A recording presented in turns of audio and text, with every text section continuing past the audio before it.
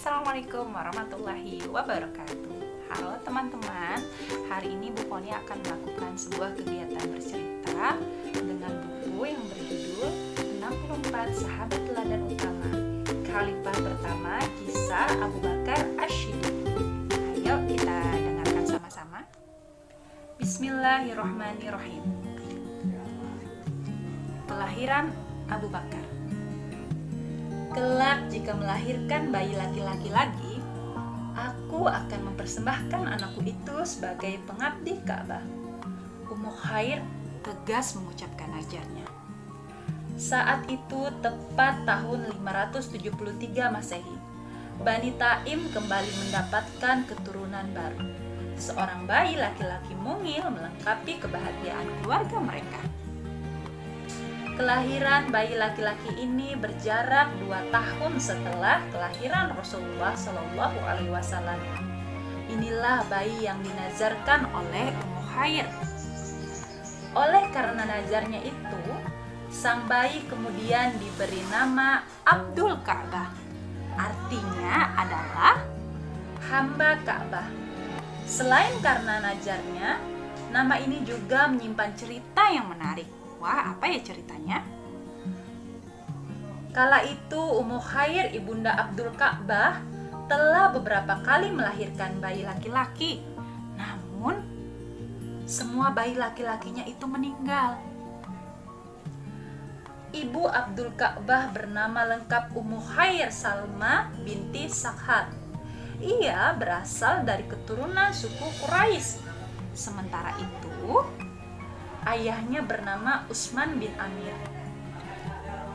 Nama ayahnya ini kemudian dikenal dengan sebutan Abu Quhafah.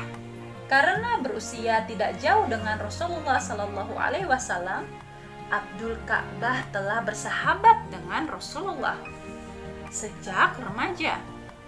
Karena kedekatannya, bahkan nama Abdul Ka'bah pun akhirnya diganti oleh Rasulullah Shallallahu Alaihi Wasallam menjadi Abdullah, artinya adalah hamba Allah. Nama lengkapnya adalah Abdullah bin Utsman bin Amir bin Amr bin Ka'ab bin Sa'ad bin Taim bin Murrah bin Ka'ab bin Lu'ay bin Ghalib al-Quraisy at-Taimi. Nama panjang ini akhirnya berubah juga menjadi Abu Bakar. Panggilan ini pun diberikan Rasulullah Shallallahu Alaihi Wasallam. Hal itu karena Abu Bakar termasuk orang pertama yang memeluk Islam. Abu Bakar dikenal sebagai pribadi berakhlak mulia. Sosoknya menyenangkan. Ia suka membantu sesama. Ia pun jujur dalam setiap perkataannya dan baik pergaulannya. Sikapnya selalu tenang, sehingga tidak mudah terpengaruh perbuatan menyesatkan. Mengenai pergaulannya, Aisyah putri Abu Bakar bertutur, Abu Bakar tidak pernah meminum minuman keras, baik pada masa jahiliyah maupun saat setelah Islam disyariatkan. Padahal waktu itu penduduk Mekah umumnya hanyut dalam pesona khamar dan mabuk-mabukan. Abu Bakar sendiri pernah ditanya tentang khamar yang memabukkan itu.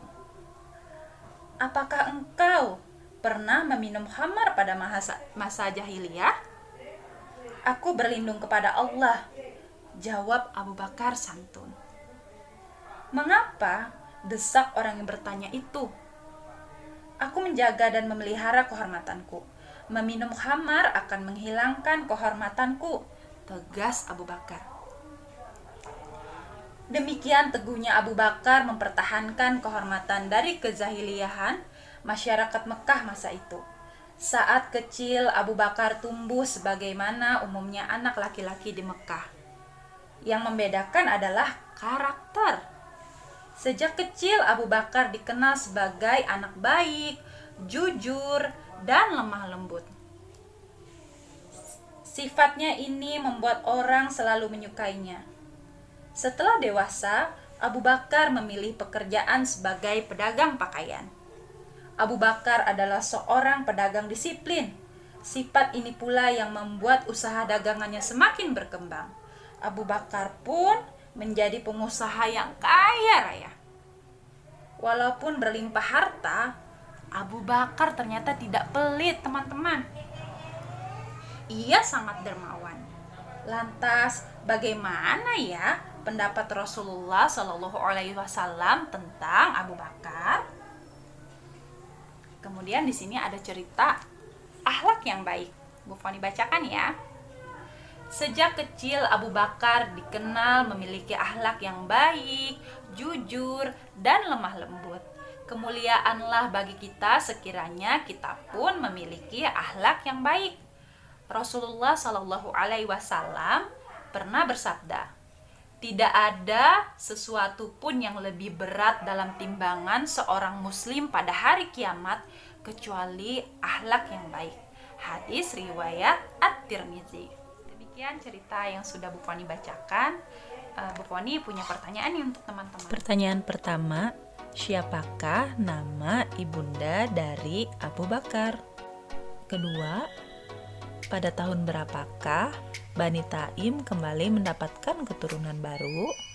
Pertanyaan ketiga, sebelum diubah menjadi nama Abu Bakar, siapakah nama pertama Abu Bakar yang dinazarkan oleh Ummu Khair? Pertanyaan keempat, nama Abdul Ka'bah artinya adalah? Pertanyaan berikutnya, siapakah orang yang telah mengganti nama Abdul Ka'bah menjadi Abdullah?